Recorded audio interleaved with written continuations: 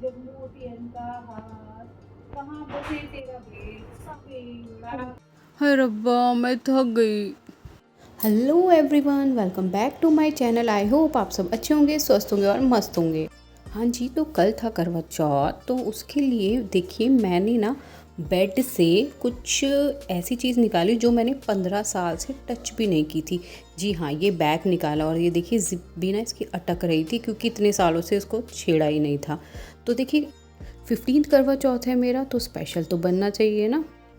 ये है मेरा ब्राइडल लहंगा। इस टाइम है ना, आप करवा चौथ पे अपने ब्राइडल लहंगे को निकालें और अच्छे से रेडी होकर अपनी पूजा करें।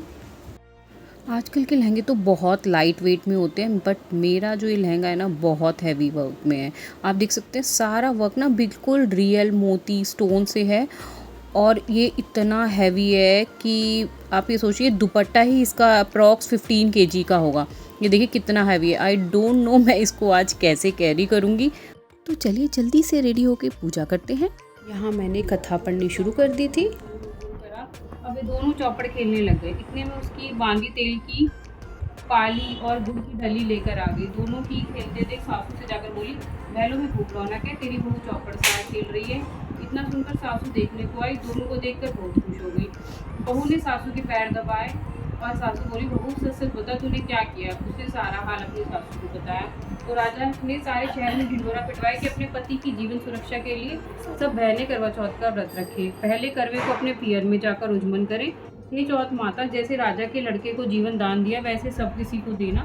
अब ना कथा करने के बाद हम ये ऐसे करवे बदलते हैं। मम्मी जी यहाँ करवे अपने दोनों करवों को आपस में बदल रही हैं। मैं बैठी थी बाट में, काहे का तेरा कंडला, काहे का तेरा हार, सोने का मेरा कंडला, जब मोतियन का हार, कहाँ बसे तेरा बेड़ा, कहाँ बसे ससुराल। आम तले मेरा पेड़ा, नीम तले ससुराल, चंद्रा आए चंद्रालिए, चंद्रा आया बाल। गणेश जी की ओर पे बुढ़िया माई हर रोज गणेश जी की पूजा करती थी और गणेश जी हर रोज बुढ़िया से कहते, बुढ़िया बोले अपने बेटे से पूछ ले। तेरा बेटा बोले माँ धन मांग ले। बहू से पूछने लगी तो बहू बोली सासू जी पोता मांग लेना। बुढ़िया ने सोचा कि दोनों अपने मतलब की मांग रहे हैं, तो पड़ोसन से जाकर पूछूं। वह पड़ोसन से जाकर बोली कि गणेश जी मेरे को बोले कुछ मांग ले। तो पड़ोसन बोली, पगली क्यों तू धन मांगे, क्यों पोता मांगे, थोड़े दिन की जिंदगी है, अपनी सुंदर काया मांग ले। घर आकर बुढ़िया सोचने लगी कि बेटा बहू भी राजी हो, उनकी भी माननी चाहिए। दूसरे दिन गणेश जी आए, बोले बुढ़िया माई कुछ मांग। बुढ़िया ने कहा, मुझे सुंदर काया दे, सोने के कटोरे में पोते को दूध पीता देखूं, अमर सुहाग दे, निरोगी काया दे, भाई दे, भतीजे दे, सारा परिवार दे, सुख दे, मोक्ष दे। गणेश जी बोले, बुढ़िया माई तूने तो मुझे ठग लिया, सब कुछ मांग लिया, अब जैसे बोला है वैसे ही हो जाएगा। गणेश जी अंतर ध्यान हो गए।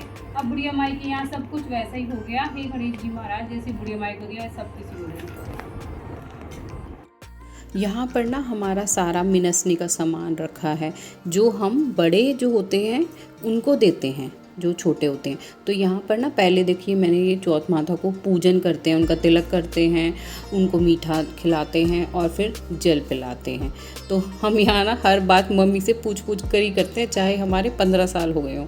अब मैंने पूछ लिया था, अब उधर निधि ने भी चौथ माता को पूजन कर लिया था।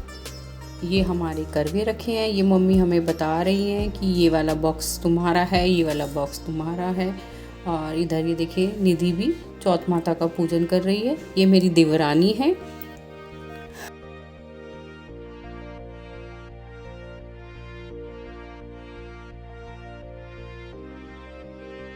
यहाँ ना मैं उसको बोल रही हूँ पानी तो पिला दो, पानी पिलाना भूल गई हो। फिर वो यहाँ पर चौथ माता को पानी पिला रही है।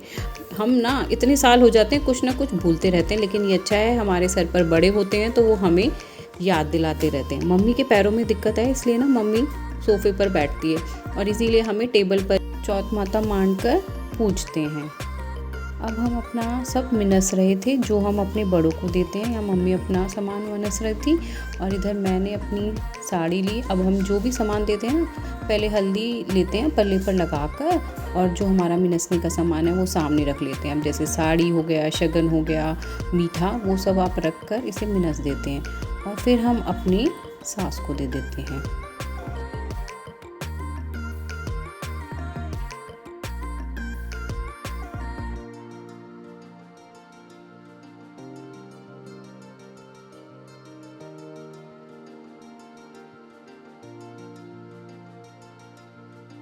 इधर हमारी देवरानी जी यानी कि निधि ने भी अपना सामान में नस लिया था और वो भी उठकर मम्मी को दे रही थी।